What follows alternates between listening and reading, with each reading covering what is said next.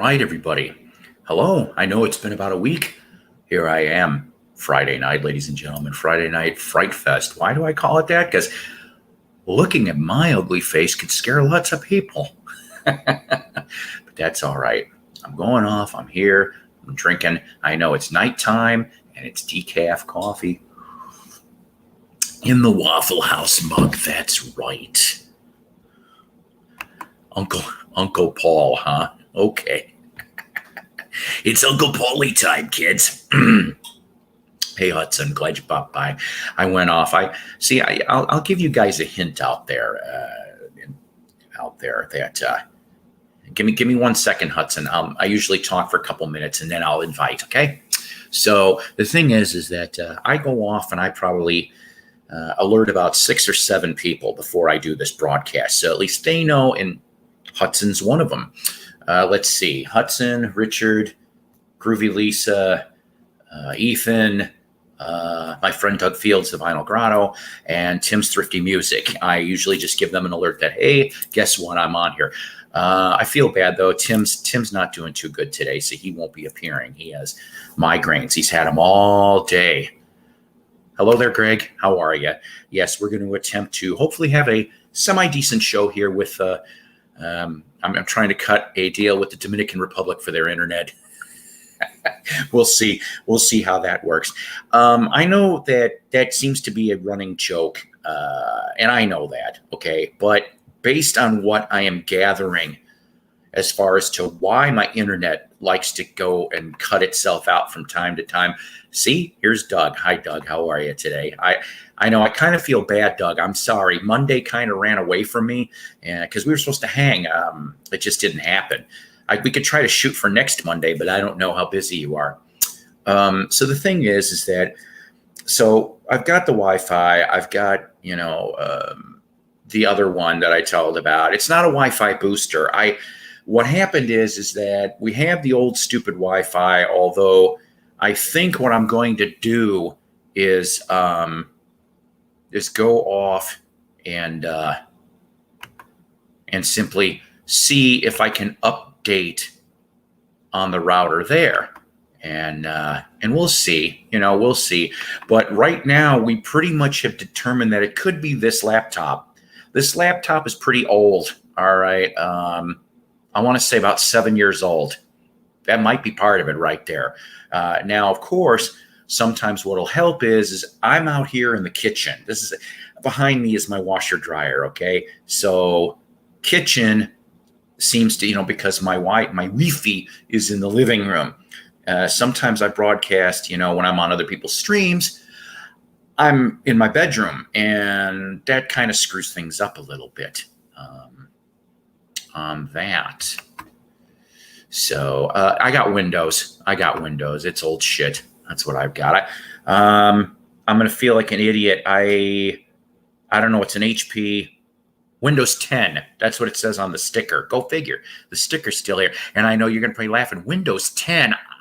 I am not technologically advanced, ladies and gentlemen. I am not going to lie about that. So let's see here. There is a couple things I wanted to bring up here. Like I have said before, maybe you need to format and reload the operating system. Well, I'll tell you something, Doug. A few weeks back, this laptop, something happened. And my son, James, thank God, we had to reboot it back to factory specs. And that took away the problem I had. Oh, Windows 10 is new? Okay, I'm an idiot. I just have no clue here. So I don't have a lot to show you guys. This pretty much was just going to be oh boy, you know what? I knew this was coming. Ethan, look, I was never telling a story. Okay. I still have more to look through. I know that sounds really, really bad. I didn't bring any 45 bucks tonight because I think I'm only going to do this show for about an hour and a half. Newish within the last day. Yeah, I know. But you see, here's the thing. I've been meaning I want to upgrade on a laptop. Okay, I just do. This still works, and it's nice for certain things. It's just I do need to get a new laptop, but I don't see myself getting that till spring at the earliest, unless I get some weird money, Okay, so I'm going to probably shoot for about an hour and a half show today, guys, because I got to get up early. But I wanted to be on here because I haven't been able to be on here for almost a week, except for, flitting in between streams and such, between Rachel's stream and Richard's stream. And I can't remember who else I had. But the thing is that I wanted to do this now. And then I am thinking about either doing another one Sunday or Monday, because I think I brought this up before. But Sunday night, I cannot wait for this. I have bought the tickets weeks and weeks ago, and sorry, Rob Schneider is going to be at the comedy club that I'm going to Sunday night. Me and Donna Joe Cat Lady, we are going to go and have a good time and have some good laughs. And what I also ended up doing was eBay had some really good deals on some things. Not eBay, excuse me, Amazon. Because the next comic that I get to go see, because I already locked in tickets for this, my son and I are going to go for this one, though. Christopher Titus, if any of you guys know who I'm talking about. For studio assistants, I'm Sterling 170. Well, yeah. But Christopher Titus, I really like his humor, 90s comic. And of course, he still does stuff. I'll show you in a minute. But I behoove you to go check out every episode of the 2000 to 2002 Fox TV show Titus is on YouTube. Yeah. And like the first 10 or 15 episodes, Chris does an introduction really quick before the episodes. I just got done watching all 54. It took me about 2 months to do.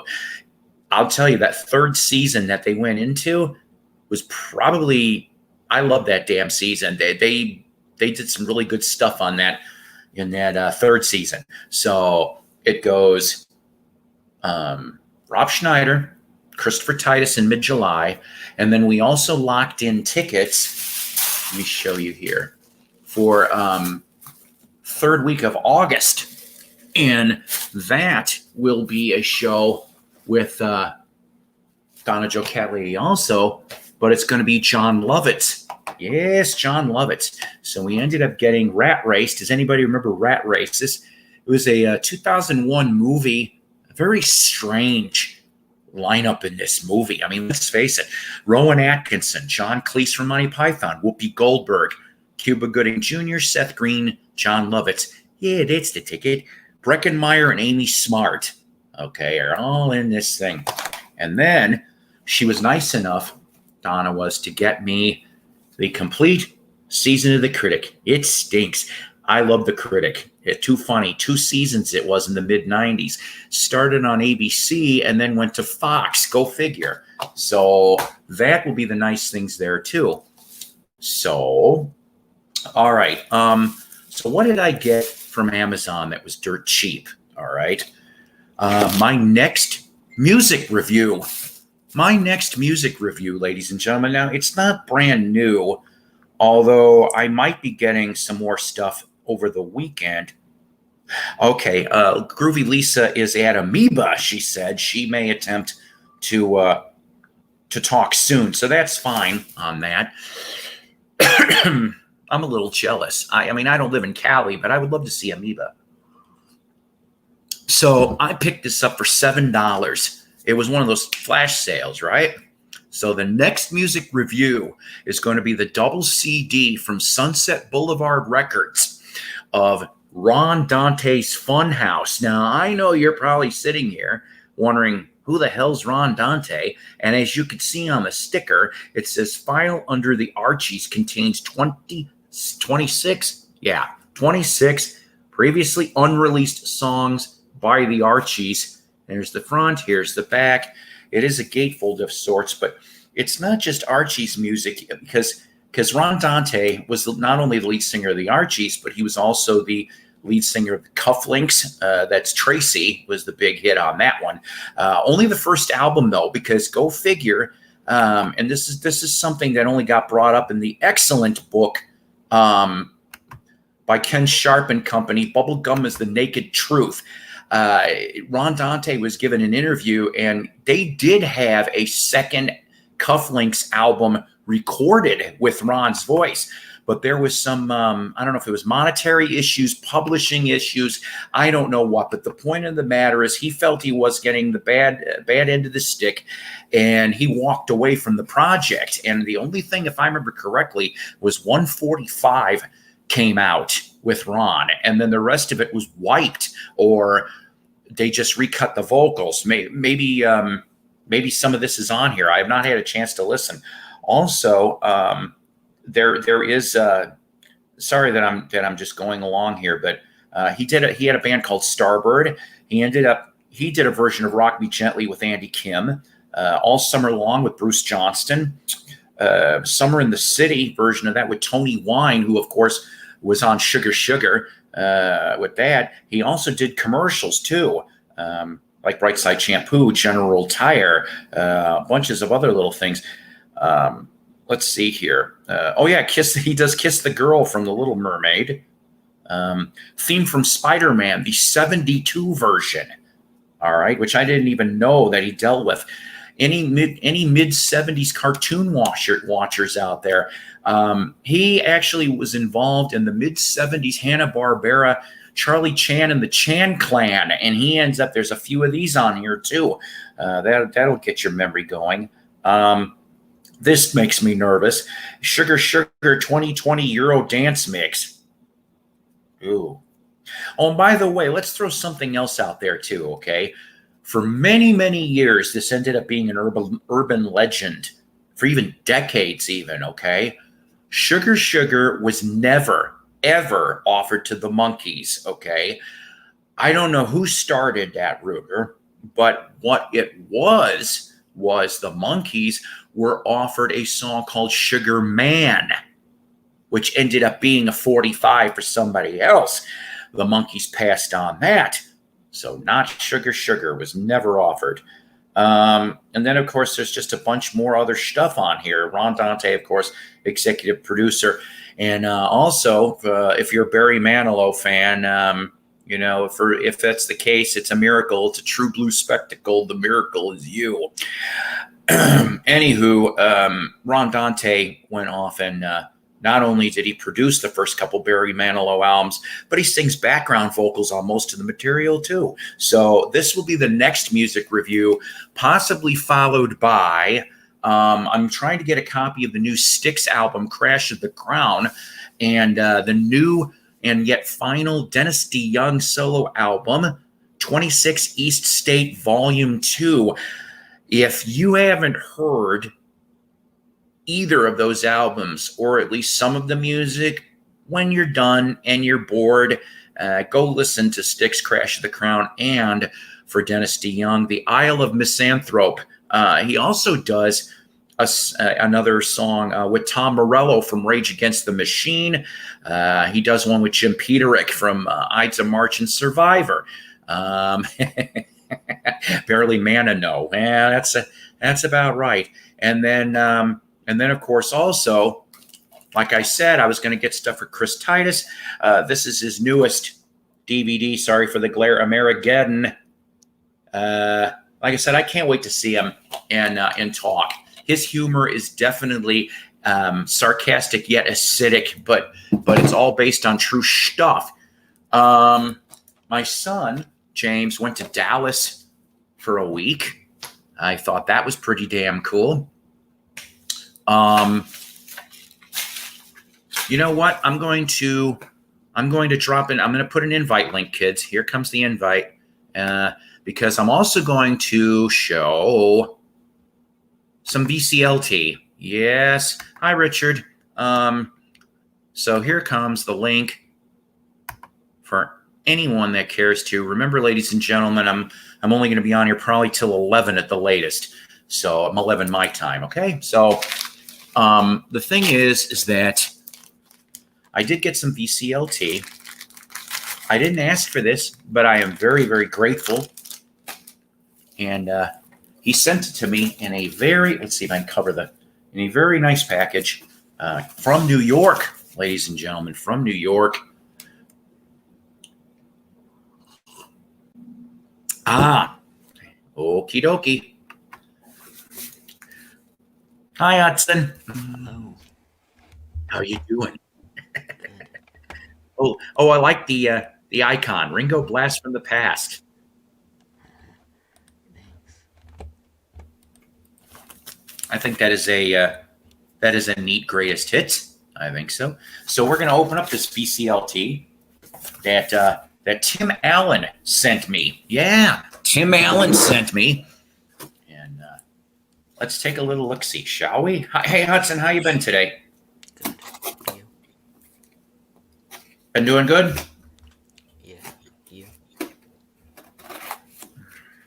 You were coming across very quiet, sir. I don't know if that's intentional. I just thought I'd tell you. That's okay. You don't have to. It is what it is. That's my slogan for 2021 and beyond. It is what it is. He packaged this really well too. Yes, he did. Let's see. Ooh. Did he send me extra stuff? I didn't even ask for having this. I'm gonna make myself big for a minute. Yeah, I'm so stupid, Hudson. I'll give you a hint. I don't act my age because I'm gonna be 54 in a couple months, and I act like I'm 12. And for some reason, though, I have a woman that loves me now. Well, she's always loved me, but we'll talk about that later. Puts up with my ass. I don't know. All right. Like I said, he packaged this really, really well. I may end up keeping this packaging. So let's see. Ooh, what the hell? Oh, cardboard fallout. There's fallout. Hang on a minute. Ooh, I got to be careful here. I have never listened. I've heard one song from this man. Roy Head. Tonight's the Night. Yeah, I've only heard, what is it? Treat her right, treat me right. That was like Roy's hit, and then years later, he would sing "One Night in Bangkok." Do, do, do, do, do, do. So let's see. I'm taking this out for a second. Here's the back cover. Totally unexpected. Let's see what we got here.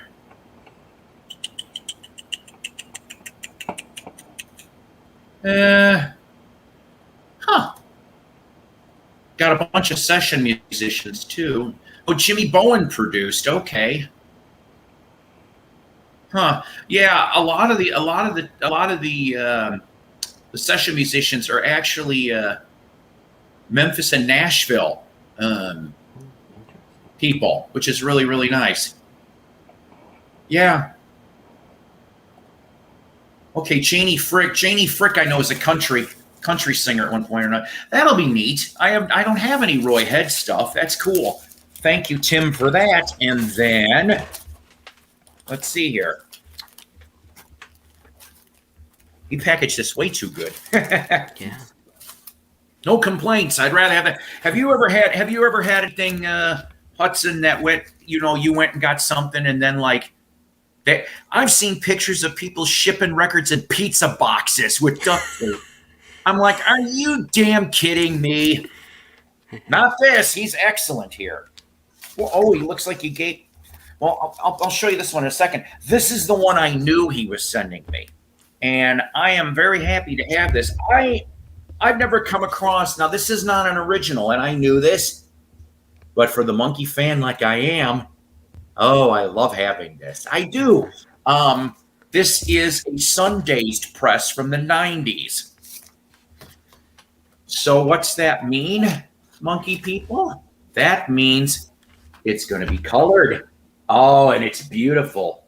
Actually, this is Friday Music. I apologize. I didn't know Friday Music cut a version of this. That is my bad.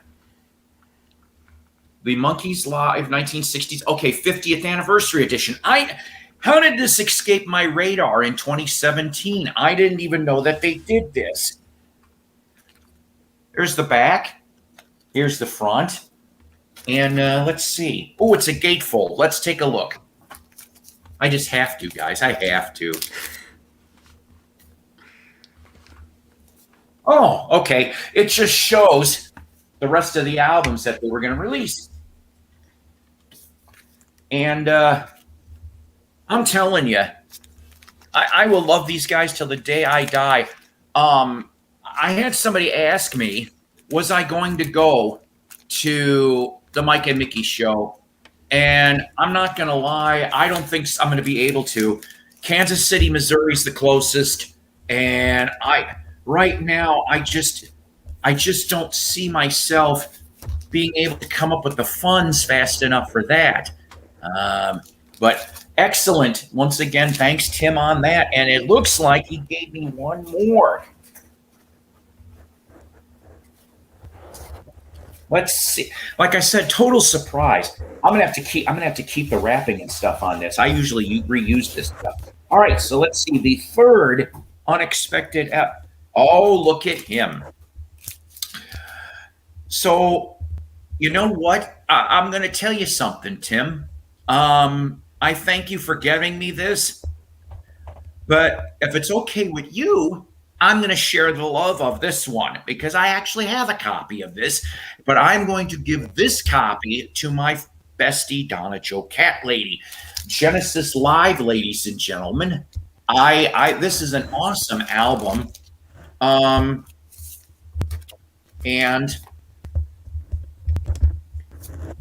on the lovely Charisma label. I have an original of this as well. And it was really funny how I came across some of this stuff. There was this Goodwill in Central Arkansas, just about east of Little Rock. I'm going to make myself small again. One pill makes you larger.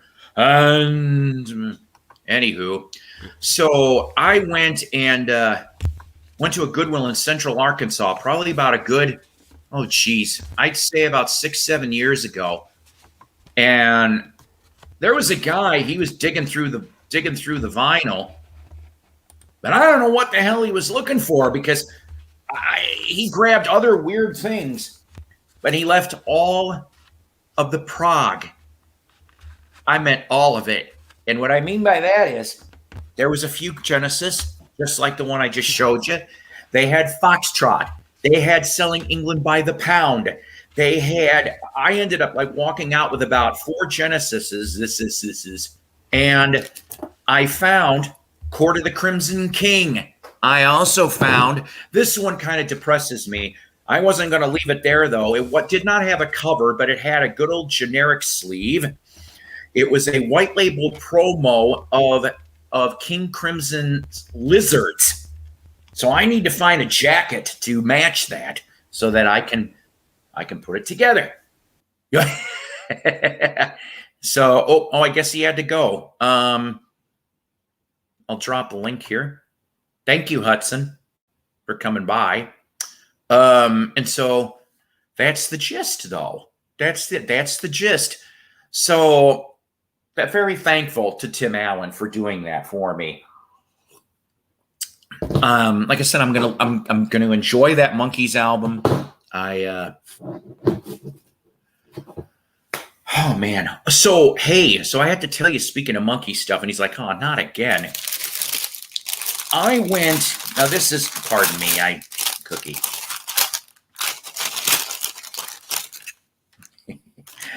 Yeah. I guess my kid didn't want it. It was a free McDonald's cookie.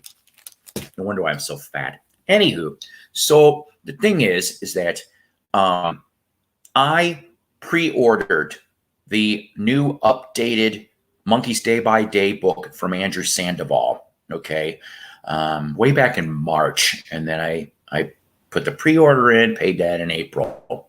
So August. Because I saw the preview video, they did a glossing of the video, basically the 3 editions. I cannot wait for this damn thing to come out. 740 pages. That's 40 pages more than what was originally intended. There's some beautiful fold-out pages. I'm telling you, this thing is going to be awesome. Comes in its own custom mailing box. It's It's going to be nice. I ended up getting the softbound edition because I just couldn't afford the deluxe, and I'm just not a rich guy. But I couldn't pass up the softbound edition. I know it was $75, but I've seen the original '05 book go for way more than that on eBay, and I'm like, I'll just get a new one with updated info. So that makes a bunch of sense to me. So, you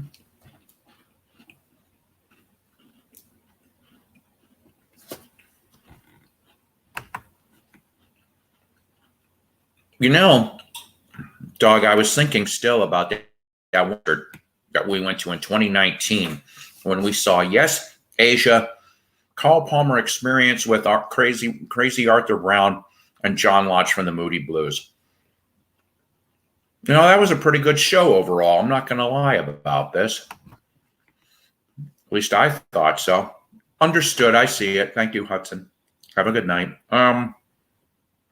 So, I was just thinking about that and how the place was only half full.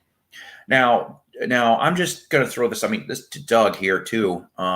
Did you know that the AMP concert season started tonight? Okay, they at least for the major stuff. Hi, Jeff. How are you? The first concert for the AMP, right down the street from me, Chicago showed up here. But you know what? Chicago to me is a shell of itself. There is only 3 original members now. Because Walt Paradiser, I hope I'm pronouncing that right, had to retire from touring, justifiably, of course, because if I remember correctly, he mentioned that he has got a brain thing. Okay, so he is still a member. He is just not a touring member of Chicago anymore. So you got Robert Lamb, Lee Lohanane, I hope I'm pronouncing that right, and then I can't remember who the other one is right now. And hey, Mick, how are you today? So that was the first concert tonight at the AMP, and I just have no desire to see that. Okay, how many people out there? I know this is kind of rhetorical, I guess, because you can't raise their hands, and I can see it. Has seen that Terry Kath documentary on YouTube? Terry Kath. Man, I think even Doug would agree with me. I know Tim would agree with me if he was here tonight, that I would say the first 5 to 6 Chicago albums were the best damn albums that ever came out of that band. Okay. From 1967 to about 72, 73, they really couldn't do no wrong. They were just really, yeah, that's right. They pretty much are a tribute band. Robert Lamb, that's the other one I was thinking of. So Robert Lamb and Lee Lohanane and another one of the original horn players.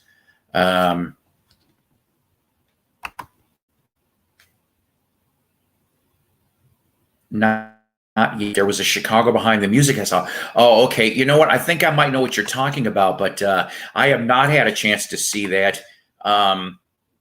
I was to just stay on a sidetrack for Chicago for a second. Danny Serafine, of course, who was the original drummer of Chicago, he was there from 1967 to 1990 before he got fired. He admitted, of course, that yes, he had substance issues at that time, but he's gotten himself cleaned up. He's been good. He's got this band called the California Transit Authority, and he has been attempting. He's actually done some shows with different members, formerly of the band, I say, okay? And what I mean by that, Jason Sheff, Bill Champlain has done a few shows with them, and Donnie Dacus did a few shows with them too. So I think it's kind of funny that they'll come out and do special guest type stuff. You know what? I think that is about where I've left off. I'm halfway through. I haven't gone through all of it yet. I'm glad that his daughter did this. Terry deserved it.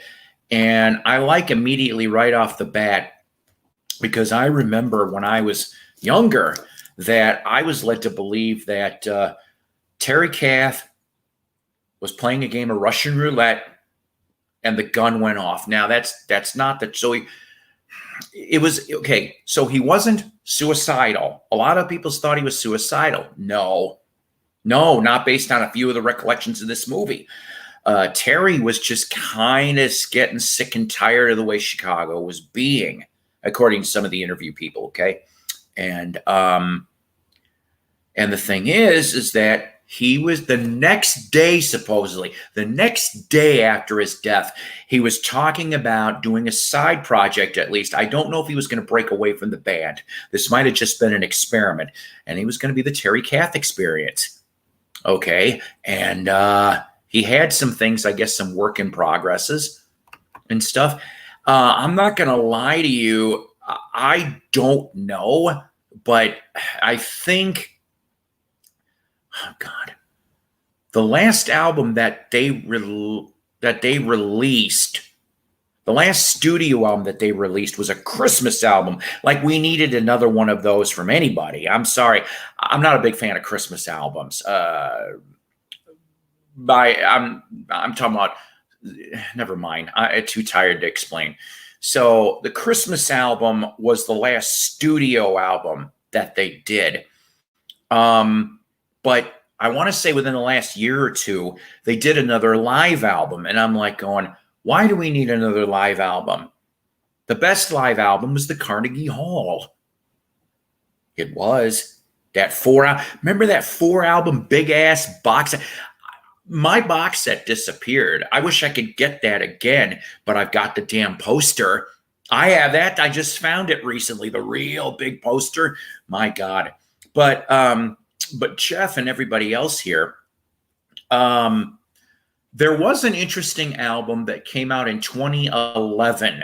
All right. See, exactly. Yeah, the greatest hits stuff. Even the box set, I'm told, is good. But in 2011, they put out an album called Now. That was the name of it. And I told Doug about this back then. And it was Jason Sheff was still on vocals. It was the last album that he did before he was gone. I don't know if he quit, he got fired. Sorry, I have no clue. But I heard a couple tracks off of that album, and that sounded like they were trying to go back to their 70s sound. And Frontiers Records put out that album. So yeah, so for one album, they were on Frontiers, and then they lost the gig, I guess, or something. But yeah, they got, and I'll admit, I haven't heard that, well, he's not a new singer. I think he's been with them for 2 years. He's a Canadian, and his first name is Neil. You're going to have to forgive me. See, now look at you. That is one of the best dollars you ever spent, wasn't it? I think so. But here, I'll put this up here for anybody that cares to share. But that's the thing. I love their stuff. It's just, I guess the story went, like, especially around the time of Baby What a Big Surprise and songs like that, that supposedly Terry Kath and Robert Lamb were kind of getting a little bit disgusted by the way the band was heading in a different direction.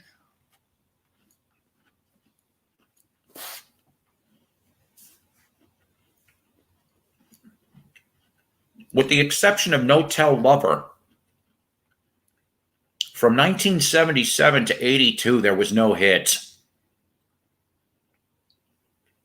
Now, I just got done reading an interesting book about David Foster.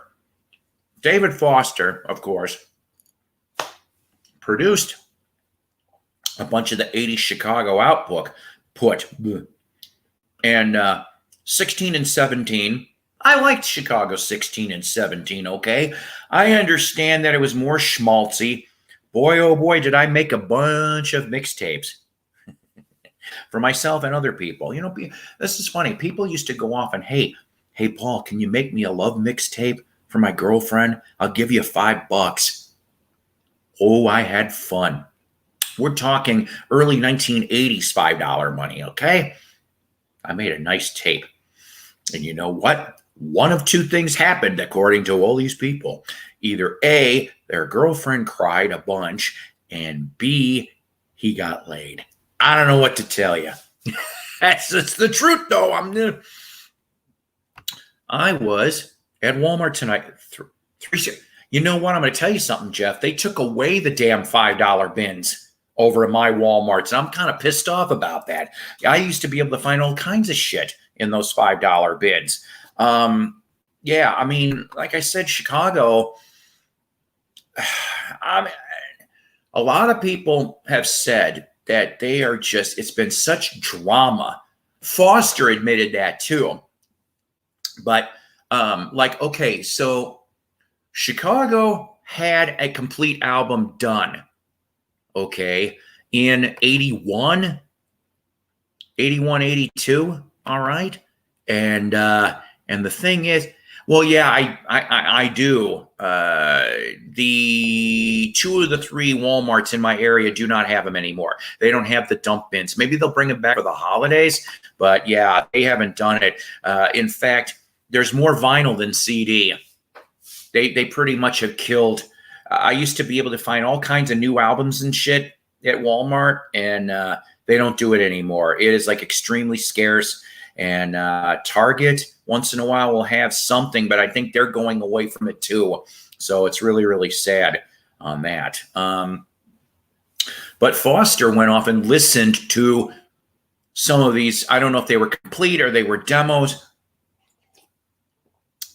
And they financed this album, I guess, because of the buyout from Columbia. So they financed this album. And Foster heard it, and he said, I mean, he didn't say this, but in essence, it was shitty. They're like, we need to redo most of this. If I remember correctly, 90% of it was redone with him, and that was the magic touch. You know, and I'm just, I can, you know, just 16 and 17 were like my favorite Peter Cetera-led Chicago albums. You see what I'm saying?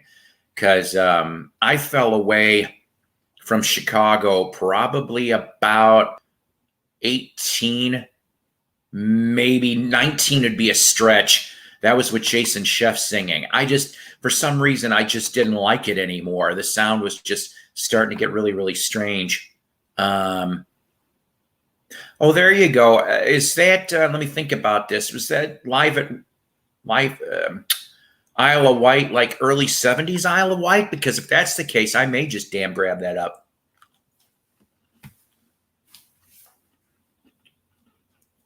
Sorry.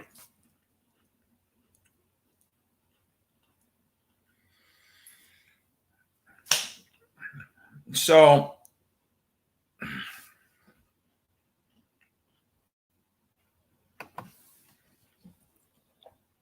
anywho, so let me throw something out here for a minute. Completely different. This isn't Chicago, okay? It's about two different hard rock heavy metal bands, okay? So I don't know how many people out there are Megadeth fans. You guys Megadeth fans? I'm a Megadeth fan from like the 80s, early 90s stuff, okay? Oh, okay, good. Thanks, Mick. Okay. All right, Doug. Hey, listen, thanks for stopping by. Anyway, like I said, I'll try to message you. Maybe we can get together Monday somehow when you're not in the studio, because Sunday is looking really, really busy for me. So, okay. All right. Take care. So, you know, with Megadeth, okay, very, very strange situation going on, you know, between Dave Mustaine and Dave Ellefson, of course, who no longer is in the band anymore. Just the whole story. I don't know all of it, but it sure sounds sketchy, doesn't it? And the Megadeth album was done. Okay. It was complete and it was done. So Mustaine goes off for a few days and he's just like, you know, he's distancing himself from the scenario that happened, which I'm not going to go into. You guys can look into that if you like. It's just a very weird scenario. Okay. It's all I'm going to say. And so they distanced themselves for a little bit. Okay, they put out a public statement, cookie cutter public statement. And then it turned out that there was going to be a lawsuit involved between Ellefson and the other side. And then he gets fired. He gets released from the group. Okay. So I did not know that the Megadeth album was done. Megadeth is actually scheduled to tour. They will be here in Northwest Arkansas third week of September. That tour is still going on with Lamb of God and Trivium and others. I highly doubt I'm going to go, but the thing is that so they let him go, and the album was complete. And just a couple days ago, they have wiped the bass tracks off of the album. And I don't know who's going to be doing the bass for the new Megadeth album. But I'm just sitting here and I'm like, man, you already finished the damn album. And now to me, it seems like it's a little bit out of spite. To me, it just does not seem professional. I'm sorry. I am not a professional musician. I'm not even a professional music critic, okay? I am a 53-year-old hack that just happens to love music. But to me, that does not seem very professional, all right, on any side of the camp on this. And if I'm wrong, just tell me, just say, fuck off, Psycho. But the thing is, so we go from that to now I'm not a big Korn fan, and I don't know if any of you guys are out, are Korn fans out there. I know their last tour was sponsored by Green Giant. Good for them. See what I did there? So at least though Fieldy, the bass player, okay, he went off and he just did a public statement within the last week, and he simply said, hey, I've got issues that I have to take care of. And I am stepping away from the band till I can get my issues dealt with. And the band supported it. Fieldy sounded professional enough, okay, to me anyway. I mean, he was laying it out there. I think he was being honest. And that's fine. He didn't have to say shit. He didn't have to say anything to anybody at all. But I thought that was done more professional. You see what I'm saying on this? I don't know. Maybe I'm just... But to me, I just think that Megadeth, I think, made a misstep. And at least Korn, Fieldy, good job. I hope you get your issues resolved. That would be real, real nice. Let's see. I wanted to know if I got anything else to show you guys. Really, I don't think so. I'm a little bit disappointed in myself, I guess, because I didn't really come prepared. I will show some things though that I'm giving away to some friends. You want to see a 1991? Here's a Japan tour book of Leon Russell. Yeah, I picked it. I found this recently in a box. I've hung on to this since I got to see Leon Russell. I thought that was some of the best damn seriously with him, okay? And this is kind of neat. I'll show you 2 pages here. I like the discography with the albums and the picture sleeves and stuff. I just think that's really, really cool. I understand, Lisa. Don't worry about it. I honestly think probably truthfully, that's fine. I'm probably going to wrap this up real soon, I think. And there's nothing wrong with that. I just knew that I wasn't going to have a very long show here. So let me tell you some things that maybe you guys couldn't figure out. But so what was Leon on? What did Leon play on? Well, it says here, according to this little bit, he was on a single for Liberty for J.J. Cale, Dick Tracy. That was a single. The Shin Dogs, which, of course, the Shin Dogs were the house band for the TV show Shindig. Okay, so if you've seen any old Shindig, clips, chances are Leon's in there, right?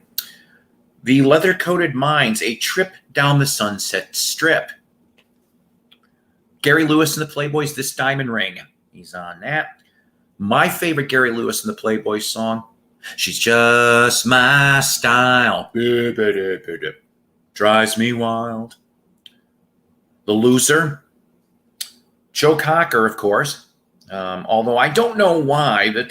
Why has he got Joe Cocker pictured, but yet it says, okay, yeah, they screwed this up. They inverted the picture. So Joe Cocker and Mad Dogs and the Englishman, which is a damn good album. I don't know how many of you people feel about Joe Cocker. I do like probably half of his stuff. The other half I just don't dig. You know what I'm saying? But I like the Mad Dogs album. That is an excellent one. And then he did Horses 45 on Smash, The Asylum Choir, which is him and Mark Beno. Welcome to Hollywood. That you are correct, sir. You are correct. Leon was an arranger in the early 1960s. And you know what? You just brought a story in my mind that I remember.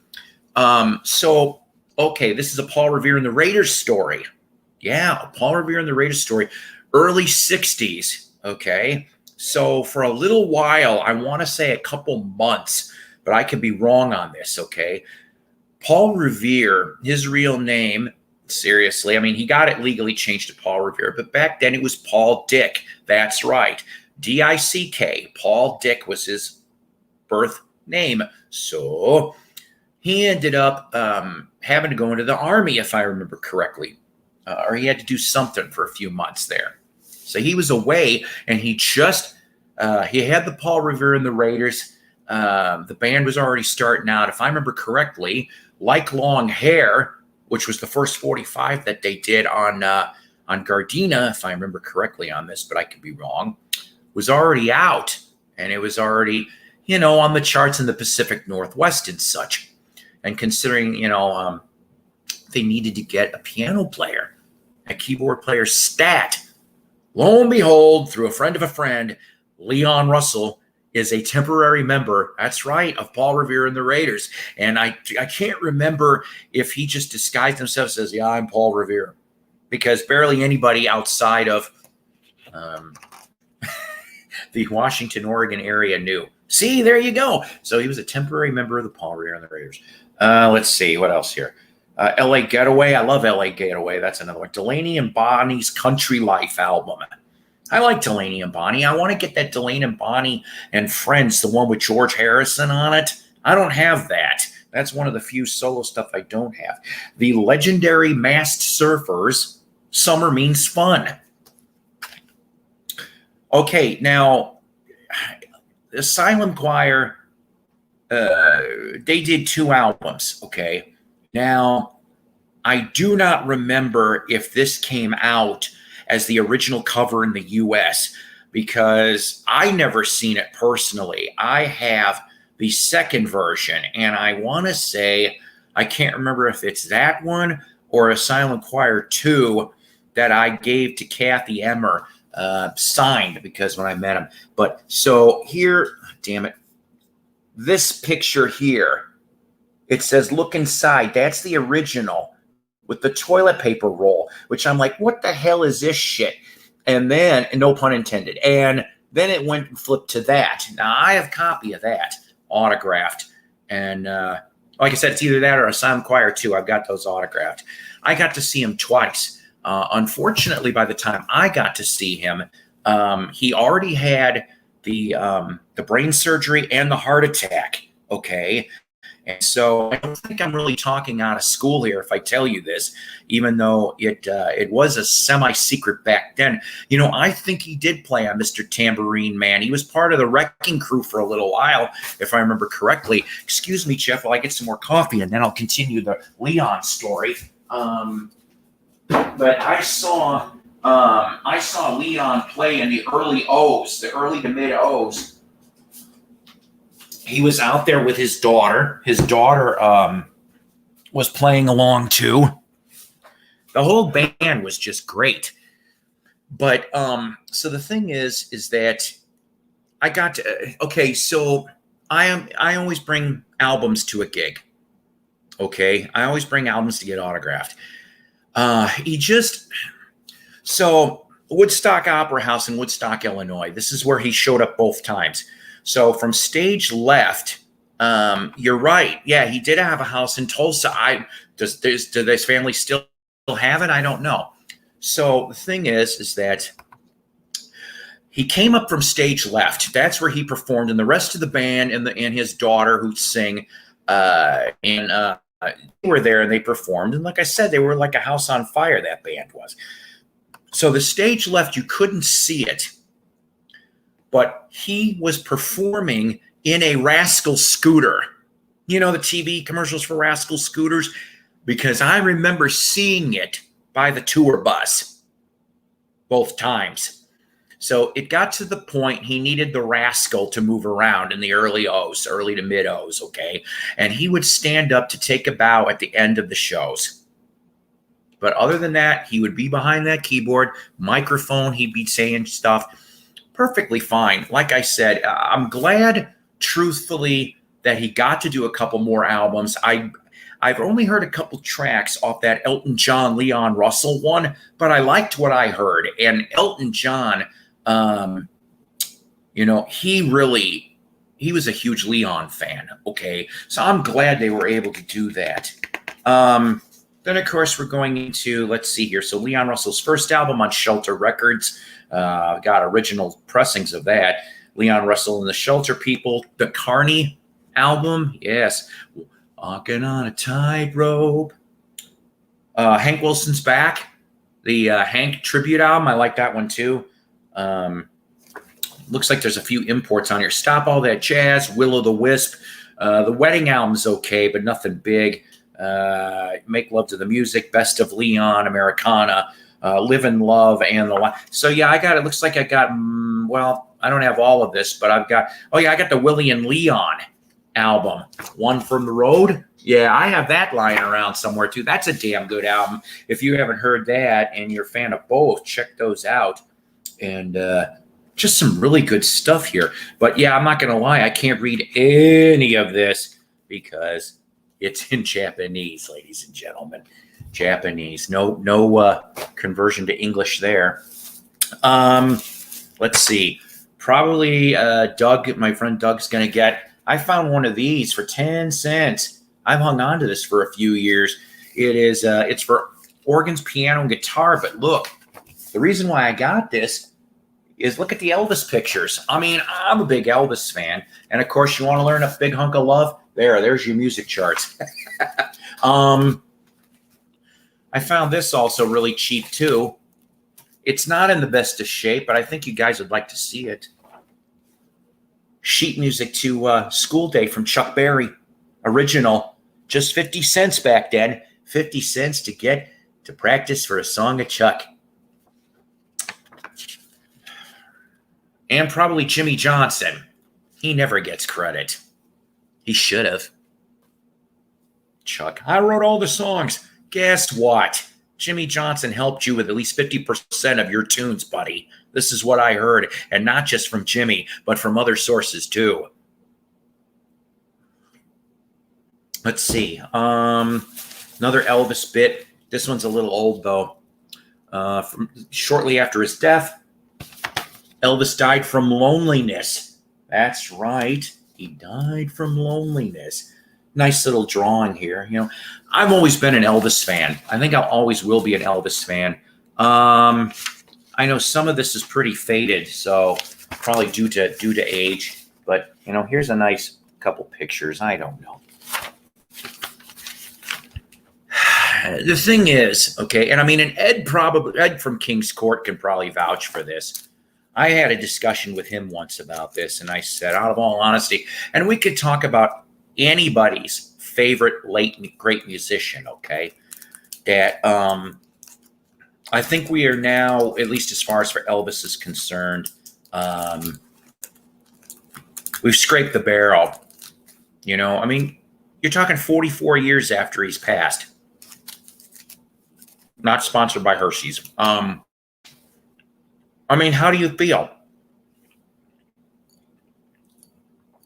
For example, even Jimi Hendrix's estate, Janis, the sister, went off and she's like, this was a couple of years ago. I remember reading that interview.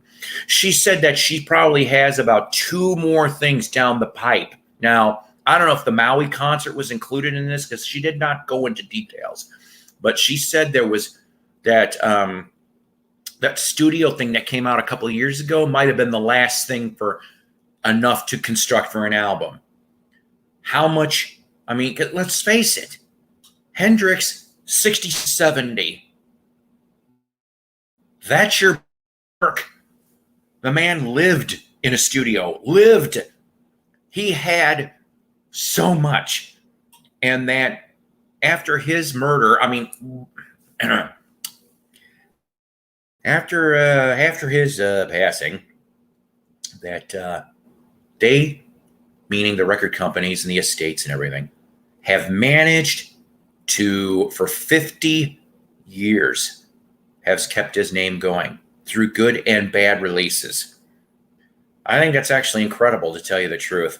Whether you agree with it or not, that's a different story. I'll admit I've got some of those Hendrix ones that are a little dicey. Like there's session players on some of it, to cover the tracks. I haven't had a chance to read this yet, but this is July's Gold Mine. Of course, it's the cover of The Who. Yes, The Who, talking about the deluxe Who Sell Out box set. And by the way, if you've been thinking about getting that, go to udiscover.com. Udiscover.com. They are having a sale through the end of June, 25% off most of their stock. So you might be able to get that deluxe Who set for 25% cheaper. That's right. Yeah.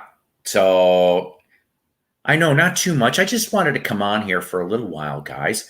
I want you guys to have a great weekend. Like I said, I'm going to try to pop back on here maybe Sunday, I think, unless I got to bug up the butt, come back tomorrow night. I don't know. But I guess I must have mistimed this with everybody, and that's okay. Streams can't always be winners, right? But I just want to say, I want to thank everybody. I thank Hudson for popping on in here. And, I thank all the other ones, Jeff and Lisa and Doug and Mick and Jeff, of course. And I'm trying to look up here really, really quick, guys. I think I got Richard for 2 seconds. Hey, Richard, come on. You got to make a new damn stream. Greg. Okay. So, yeah, from Uncle Paul. So I leave you with this, ladies and gentlemen. All right. So this is all streams are dedicated to Goth Angel. That's right. Because Goth Angel, I love you and I miss you. And I really can't wait to see you. You guys all take care. God bless. Rock on. Have yourself a good weekend. And we will talk soon, okay? Take care.